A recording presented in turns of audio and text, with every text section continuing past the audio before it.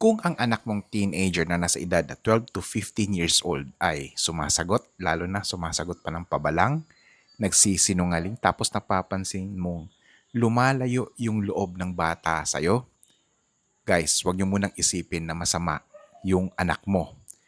Baka yung style ng parenting mo, yung style ng pagdidisiplina mo ay hindi talaga siya gumagana. So, ito yung 5 senyales na dapat mong bantayan kung gusto mong malaman kung naging effective ba yung style ng pagdidisiplina mo. Kung style ba ng yung pagdidisiplina mo ay meron bang value o meron bang kwenta o wala naman talaga siyang kwenta o napapagod ka na lang wala naman palang resulta. Pero bago tayo magpatuloy hinihingi ko lang sa inyo sa mga hindi pa nakapag-subscribe o bago ka pa dito sa ating YouTube channel, please do subscribe. Click mo lang yung subscribe button, pati na rin yung notification bell para updated ka sa mga araw-araw natin na mga pag-upload na mga content patungkol sa positive parenting, positive discipline. Usapan na natin na yung 5 senyales. Ito yung mga signs na dapat mong bantayan. Tapusin mo lang yung video na to hanggang dulo kasi may ibibigay ako sa iyo na 4 tips. Paano naman maging kakwenta-kwenta, may value yung pagdidisiplina mo na hindi nasasayang yung pagod mo. Number 1, kapag sumusunod lang siya, kapag nakatingin ka, ibig sabihin that child just obey dahil andun ka. Marami kasing mga magulang guys ang natutuwa kapag tahimik yung kanilang anak o kaya naging masunurin ang anak. Syempre, normal naman yun, no? Natural, no? Sino ba namang magulang ang hindi matutuwa doon, di ba? Pero ito yung tanong, kumusta naman siya kapag wala ka na? Kung ang ginagawa lang niya yung tama dahil natatakot siya na baka mahuli mo o kaya mapagalitan mo. Guys, ito yung sasabihin ko, hindi yan yung tunay na disiplina. Okay? Ang tunay kasi na layunin ng pagdidisiplina ay hindi yung pagkokontrol mo dun sa bata o sa anak mo. Ang tunay na layunin ng pagdidisiplina ay yung gagawin niya yung tama, gumagawa siya ng tama kahit walang nakatingin sa kanya. Kahit wala ka pa dyan sa tabi niya, hindi ka nagbabantay dun sa tabi niya. Kung ang disiplina mo ay nakabase lang sa takot o tinatakot mo yung bata o threat, no? Maaaring mawala rin yung pagsunod niya o pagiging masunurin, yung obedience, kapag wala na yung kanyang kinakatakutan. Lagi ko nga itong sinasabi sa mga content ko na yung ganitong estilo ay yung takot kasi, yung fear is only a temporary event. At some point, mawawala din yun. Ito tayo, number 2. Ito yung isang senyales. Number 2, mas lalo siyang nagsisinungaling. Nako, eto.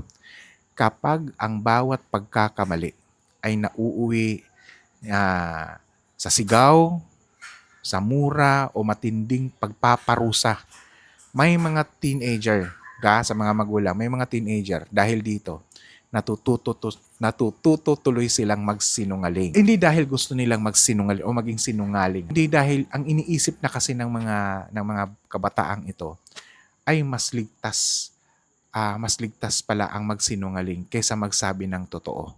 Ngayon, mas natatakot tuloy sila. Yung pagsasabi ng kung ano yung katotohanan o yung totoo, mas nagiging panganib tuloy sa kanila. Kapag natatakot yung bata sa magiging reaksyon ng kanyang mga magulang, nawawala na yung honesty at napapalitan ito tuloy ng pagtatago. At kapag nawala ng tiwala yung anak mo, ayun, mas mahirap mo na siya tuloy ngayon na magabayan kasi mas lalayo na siya at hindi na siya magsasabi ng totoo kahit na nagkamali, may ginawang maling desisyon, may ginawang maling behavior o kung ano man yung dahilan, hindi na siya magiging open sa iyo. Mawawala tuloy yung principle ng open communication. Pangatlong senyales. Ito naman yung pangatlong signs na palpak, walang kakwenta-kwenta yung pagdidisiplina mo. Kapag paulit-ulit na lang na pareho pa rin yung problema, kahit na napagalitan mo na, kinuha mo na yung cellphone, yung gadget, napagbawalan mo na. Pero ang tanong, bakit paulit-ulit? Pareho pa rin yung behavior. Karamihan kasi sa mga pagdidisiplina, nakatuon lang dun sa parusa o punishment. Nakatutok lang, nakafocus dun sa punishment. Hindi talaga siya nagdig deep kung ano yung dahilan. Bakit nagawa iyon ng bata? Halimbawa, nagsinungaling o kaya nakipagjumbagan dun sa sa kalye.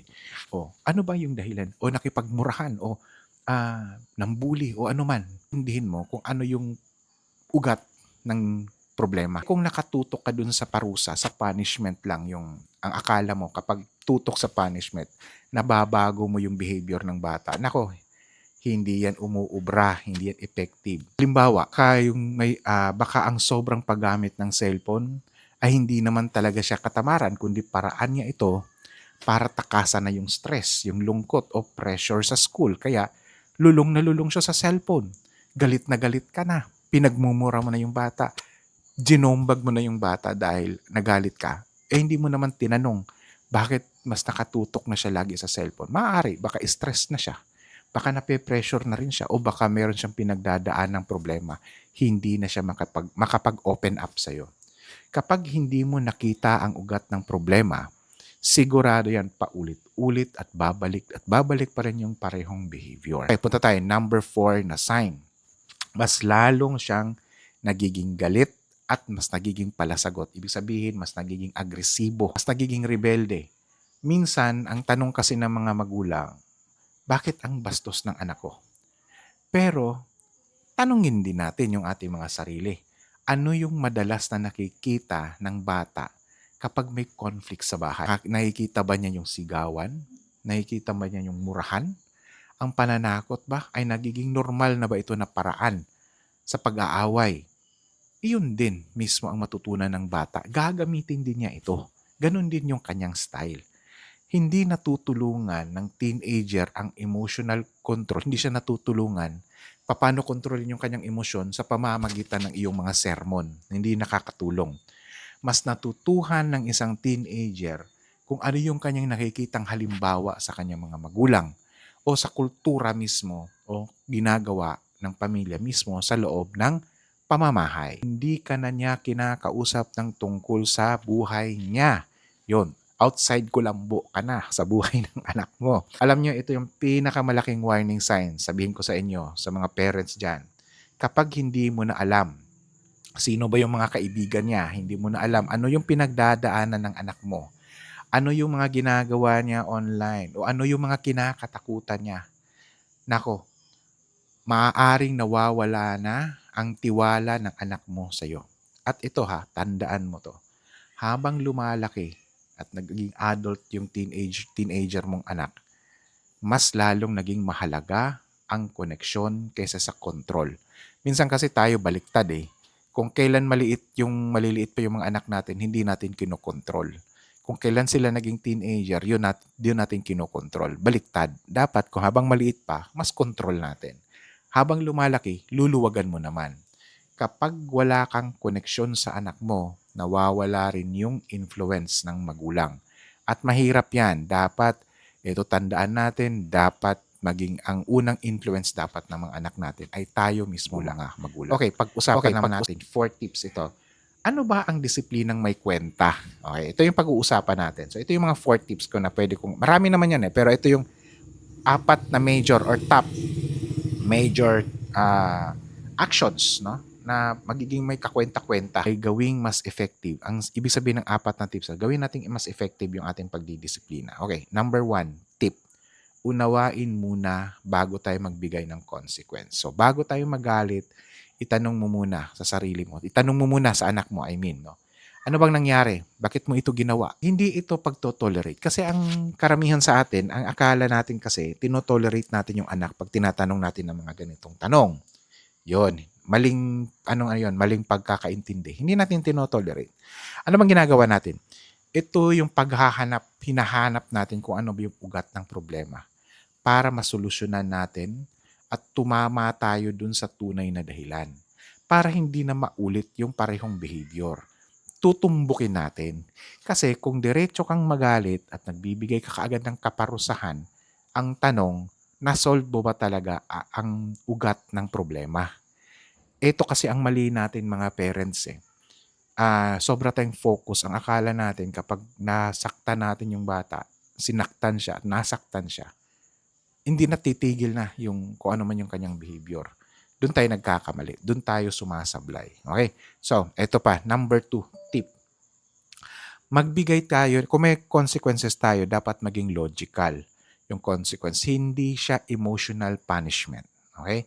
Halimbawa, kung hindi man natapos yung assignment niya dahil sa kaka-cellphone o pansamantalang, ito gawin mo, pansamantalang limitahan mo ang paggamit hanggang matapos na yung responsibilidad. Ito kasi ang problemang aking na-observe din eh. Kasi tayong mga magulang din, dahil nagalit na rin yung anak natin, nagkaroon na tayo ng conflict, we give up. No. Dapat meron pa rin tayong authority. Dapat meron kang rules. Kaya nga lagi kong sinasabi, sa positive parenting, rules is very, very important. Ang consequence dapat ay konektado sa kung ano yung ginawa ng bata. Hindi ito dapat parusa na dala lang ng galit. Dahil nagalit ka lang, hindi. Dapat logical pa rin. Kinuha mo yung cellphone, nilimitahan mo yung cellphone dahil hindi siya naging responsable dun sa ibinigay mong benefit. Okay? Kapag naiintindihan ito ng teenager, ang relasyon ng kanyang desisyon at ng consequence ay mas natututo siyang maging responsable. Of course, hindi naman to magic na you can just do it once. You have to be consistent. Consistency is the key with this solution. Now, punta tayo. Number 3, tip. Panatilihin natin kalmado ang pag-uusap. Kahit na mali yung anak mo, maging kalmado ka pa rin. Huwag tayong magpadala sa ating galit. Hindi naman natin sinasabi na hindi ka na magiging firm. Of course, sa positive parenting, we have to be firm as parents. Hindi ka pwedeng hindi pwede ka pa rin maging mahigpit, no? Nang hindi ka sumisigaw. Hindi mo naman kailangan talagang sumigaw. Hindi mo kailangang ipakita na mahigpit ka dahil ikaw ay sumisigaw. Kapag kalmado ang isang magulang, mas malaki ang posibilidad na makikinig yung anak mo, lalo na yung mga teenager. Kapag pareho kayong galit, wala nang natututo kasi lahat pareho kayo, yung emotional nyo, you are very overwhelmed. So, walang willing sa inyo na makinig at matuto sa kung ano man ang nangyari. Number 4 tip ay ang mas palakasin ang relasyon kaysa sa ang takot. Okay? Kung gusto mong magkaroon ng impluwensya sa buhay ng anak mong teenager, siguraduhin mo may oras ka na mag-usap kayo kahit na walang problema. Ito kasi ang naging observation ko din sa mga parents. Kung kailan lang may problema, tsaka nyo lang kinakausap yung anak ninyo. Now, mas sa akin nga, mas damihan nyo yung opportunity na kayo ay nag-uusap kahit na walang issue, walang problema. Magbigay ka ng panahon, kumustahin mo yung anak mo, makinig ka sa mga kwento niya. Kahit minsan, it doesn't make sense sa'yo. Ako, sa mga anak ko, kahit sometimes it doesn't make sense, I have to make sure na nakikinig ako sa kanila. Kilalanin mo kung sino yung kanilang mga kaibigan. Baka may kaibigan siya online na hindi mo kilala o hindi niya kilala. Malay natin, di ba? Kapag naramdaman ng anak mong teenager na ligtas siya na magsabi sa iyo ng totoo, mas madali mo siyang magagabayan. Kapag dumating ang mga malalaking pagsubok niya sa kanyang buhay, ay dahil sa tiwalang yon, hindi siya natatakot tuloy na mag-open up sa iyo. So, para tapusin natin ang ating discussion for tonight. Ang tanong dapat natin ng mga magulang, hindi yung paano ko ba mapapasunod ang anak ko. Hindi yan dapat yung tanong. Ang dapat na mas mahalagang tanong ay paano ko siya matutulungan na gumawa ng tamang desisyon kahit wala ako sa tabi niya. Dahil ang tunay na layunin kasi ng pagdidisiplina ay hindi yung magkaroon ka lang ng tahimik na anak, magkaroon ka lang ng isang anak na masunurin. Of course, alam na, or kontrolin mo yung buhay ng anak mo. Hindi ang magkaroon ka ng isang anak na responsable pagdating sa panahon na maging adult na siya. So, kung may natutunan ka sa video na to, please i-share mo ang video na to, paki-like, paki-share, and paki-leave na rin ng comment below sa comment section. And with that, thank you very much and see you in the next video.